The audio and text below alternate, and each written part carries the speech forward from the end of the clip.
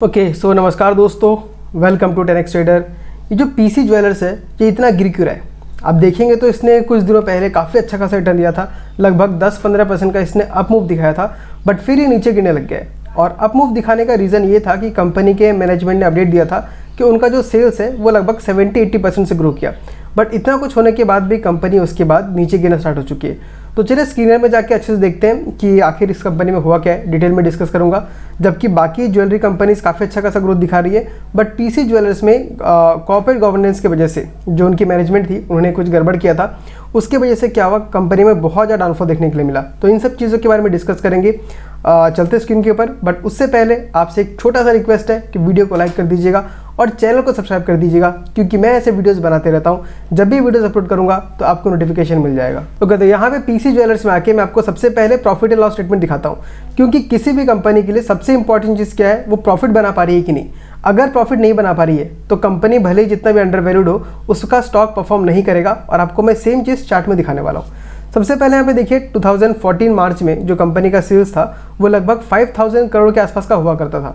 फिर बढ़ते बढ़ते यहाँ पे आपका 2018 तक 9610 करोड़ का हुआ, बट उसके बाद कंपनी में कुछ प्रॉब्लम आना शुरू हो गया और सेल्स आप देख सकते हैं ड्रास्टिकली डिक्रीज कर रहे हैं। 2022 तक 1600 करोड़ का सेल्स हुआ गिरते गिरते, फिर 2023 में आपको बढ़ के नजर आया 2400, फिर 2024 में सिर्फ 600 करोड़ का सेल्स हुआ, और 2025 में करंट ईयर में आपका 2245 करोड़ का सेल्स बढ़ चुका है। तो ये आप देख सकते हैं पिछले साल से कंपेयर करूं, 2 साल पहले नहीं 2024 से कंपेयर करूं तो कंपनी का सेल्स में लगभग 4 गुना का, 3.5-4 गुना का आपको ग्रोथ देखने मिला है, जो कि बहुत ही पॉजिटिव चीज़ है। क्योंकि किसी भी कंपनी के अंदर, खास करके ऐसी कंपनी जो प्रोडक्ट बेचती है, उसका जब तक सेल्स नहीं बढ़ेगा तब तक उसके कंपनी के प्रॉफिटेबिलिटी बढ़ना ही बहुत चांसेस कम है। अगर मार्जिन को बढ़ा दे तो प्रॉफिट बढ़ सकता है, बट मेनली हमको चाहिए सेल्स बढ़ने की वजह से जो प्रॉफिट आए। नेक्स्ट अगर देखेंगे तो ऑपरेटिंग प्रॉफिट में पिछले साल जहां कंपनी लॉस में थी, अब वहां पे उसने लगभग 400 करोड़ का प्रॉफिट किया है, अराउंड 400 करोड़ का। और वहीं पे अगर मैं आपका नेट प्रॉफिट में देखूं तो जहां पिछले साल में 629 करोड़ का लॉस था, इस साल 578 करोड़ का प्रॉफिट हुआ है। तो कंपनी ने अपने सेल्स में तो अच्छा खासा ग्रोथ दिखाई है। साथ में डॉक्यूमेंट्स में कंपनी ने क्या बोला, यहाँ पर मैं आपको दिखा देता हूँ। तो यहाँ पे रिपोर्ट में देख सकते हैं कि कंपनी अराउंड 500 करोड़ के आसपास का कैपिटल रेज कर रही है, जिसके वजह से उनका इक्विटी थोड़ा डाइल्यूट होगा, बट वो ठीक है, कंपनी को ग्रोथ करना है तो इक्विटी को डाइल्यूट कर सकती है।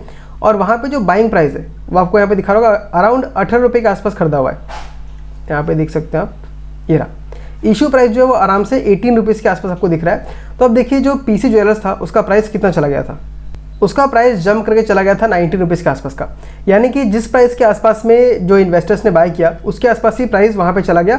और ये नॉर्मल सी बात है, जब भी ऐसा कोई सिचुएशन बनता है जहाँ पे कंपनी पैसा रेज करती है तो ये एक बहुत इंपॉर्टेंट चीज़ बन जाता है कि कंपनी जो पैसा रेज कर रही है या पैसा अपने जो शेयर्स दे रही है वो कितने भाव पे दे रही है। अगर कंपनी उस जो शेयर बेच रही है वो अगर मान लीजिए करंट प्राइस के ऊपर या नीचे है तो उसके अकॉर्डिंग ही शेयर मार्केट में आपको मूवमेंट देखने के लिए मिलता है। मान लीजिए अगर कंपनी कोई 19 रुपये चल रही है और 20 रुपये या 21 रुपये के ऊपर अगर वो अपने शेयर्स को देती है तो वो शेयर का प्राइस भी 21 रुपये के आसपास जाके कहीं ना कहीं स्टेबल होता है। और वहीं पे अगर कंपनी सपोज 19 पे चल रही है और 17 या 16 रुपये पे अगर अपने शेयर को इशू करती है तो ये एक नेगेटिव न्यूज़ होता है, क्योंकि करंट प्राइस के नीचे इसको बेचना पड़ रहा है। तो उसकी वजह से क्या होता है, स्टॉक आपका वापस से 16-17 या कभी कभी तो उसके भी नीचे आ जाता है। तो ये हमें देखना पड़ता है। तो जितना कंपनी ने इशू किया प्राइस को उसके आसपास ही पहुंच गया, क्योंकि मान लीजिए अगर कोई शेयर 10 रुपये पे चल रहा है और कंपनी उसको इशू कर रही है 19 रुपीज़ पे, इसका मतलब क्या है कि उसका जो वैल्यू है वो 90 रुपीज़ के आसपास का फेयर वैल्यू होना चाहिए था, इसलिए वो 90 रुपीज़ पे उसको दे पा रही है। तो बाकी मार्केट के जो मूवर्स है वो भी देखते हैं कि यहाँ पे हमको 10 रुपये मिल रहा है जबकि बाकी इन्वेस्टर्स ने 19 पे खरीदा है, तो उसके वजह से मूव करते करते वापस वो 19 तक जाता है। ये सेम केस आपको येस बैंक में देखने के लिए मिलेगा, क्योंकि येस बैंक का प्राइस भी 21 के आसपास जाके भी फ्लक्चुएट कर रहा है, क्योंकि जो SMBC जो बैंक है, जो जापानीज जो बैंक है, उसने 21 रुपीज़ के आसपास ही इसके शेयर को खरीदा हुआ है। तो इस वजह से शेयर प्राइस ऐसे मूव करता है।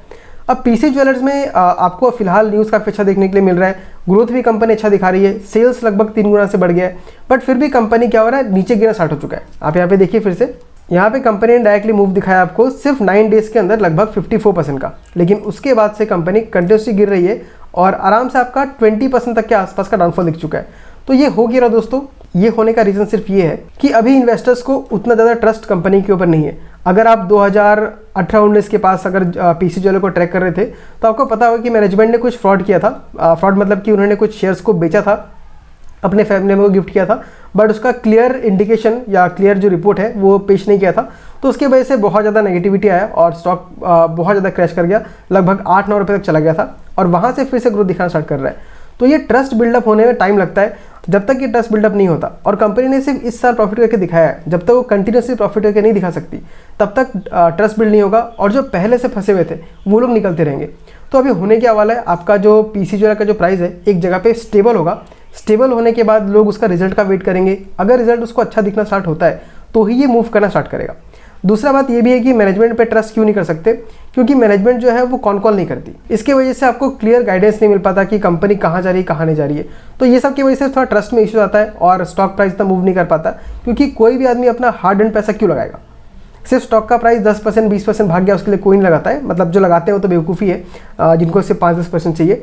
असल पैसा जो बनाते हैं, जो इंस्टीट्यूशंस है, जो बड़े बड़े इन्वेस्टर्स है, जो स्मार्ट इन्वेस्टर्स है, वो कंपनी के बिजनेस मॉडल को स्टडी करते हैं, उसको समझते हैं, उसमें ग्रोथ दिखता है तो उसमें पैसा लगाते हैं। और वो सिर्फ 10-20% पे नहीं निकलते हैं, वो लोग आराम से निकलते हैं 3-4 गुना के रिटर्न पे। तो मैंने भी अपना एनालिसिस को अभी थोड़ा चेंज किया है। अभी स्टॉक में जैसे मैं पहले काम करता था, अभी वैसा काम नहीं करता हूँ। अब मैं बहुत ज़्यादा रीडिंग करता हूँ, कॉन्कॉल्स को पढ़ता हूँ, कंपनी के बिजनेस को समझने का ट्राई करता हूँ, उसके बाद ही इसमें मैं पोजीशन लेता हूँ। भले ही वो ट्रेड करने के लिए लूँ या लॉन्ग टर्म के लिए लूँ, बट पोजीशन मैं उसके बेसिस पे ही लेता हूँ। तो आप भी अगर मल्टीबैगर स्टॉक्स को ढूंढना चाहते हैं, देखिए दोस्तों, मल्टीबैगर स्टॉक ऐसा नहीं होता कि आपने एक बार ढूंढ लिया और उसे लगा के भूल जाओ मल्टीबैगर बन जाएगा। ये बिल्कुल ही गलत धारणा है। लॉन्ग टर्म में टिकना है, बट कंपनी को ट्रैक करते हुए टिकना है। मान लीजिए आपने किसी XYZ कंपनी में लगा दिया, आपने उसको खरीदा, आपने 1000 रुपीज़ लगा दिया। अब उसको हर क्वार्टर आप ट्रैक कीजिए। अगर वो कंपनी हर क्वार्टर में प्रॉफिट ग्रोथ दिखा पा रही है, मैनेजमेंट बोल रहा है कि हम आगे और ग्रोथ कर सकते हैं, तो उसमें आप या तो पैसा ऐड कर सकते हैं या उसमें बने रहिए, कोई दिक्कत नहीं है। लेकिन अगर मैनेजमेंट खुद कहती है कि अगला 1 साल 2 क्वार्टर 3 क्वार्टर हमको दिक्कत होने वाला है, तो वहाँ पे आपको पैसा निकालना ही पड़ेगा, वरना आपका जो कैपिटल मूव करके ऊपर तक गया था, मान लीजिए आपने 10 रुपये खरीदा, वो 10 का 100 अगर हो गया, तो वहाँ से घट के फिर से आपका 60-40 पे आएगा।